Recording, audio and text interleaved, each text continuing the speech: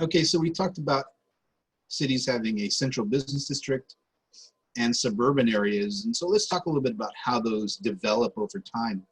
And people have looked at cities and come up with models of how these central business districts and suburban areas have evolved. Now, one is the concentric zone model, and this is a simple one that you have a core central business district, the original city, and then suburbs kind of develop in concentric rings around the city.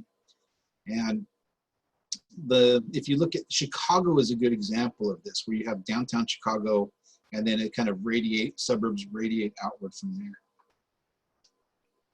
Very simple model where you have the central business district in the middle, and then rings of suburbs. So cities often in the Midwest where you have, go back, where in the Midwest where you have, you know, old cities that develop, but then they grow outward over time. Now, some places, this model isn't perfect because you have the influence of transportation corridors like rail lines, even streetcars could be an example. So rather than, this is sort of a modification of the previous example where there are these sectors or zones that radiate outward from the city. So here you have this rail line and you have manufacturing that is attracted to this rail line. So they're developed just along the rail line. And then you have the poorest housing near the railroad line. Now away from the railroad line, you have the richest housing. So these are kind of zones that radiate outward from the city, kind of like spokes. You can look at, if you kind of turn this a little bit to the left, you could look at the Tower District, and Fig Garden in Fresno is places that developed kind of along this model where as streetcars went out of downtown, that suburban development followed it. But this isn't a really good model for California. Probably the best one is the third one called the multiple nuclei model.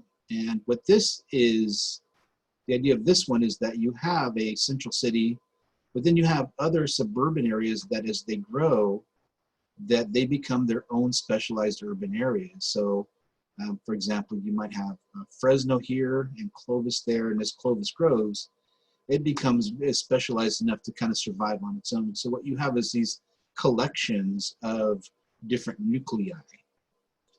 So with San Francisco, you have Oakland, Silicon Valley, other urban areas that surround it that are their own, in their right, their own urban areas. And the same goes for Los Angeles, a whole bunch of small interconnected urban areas.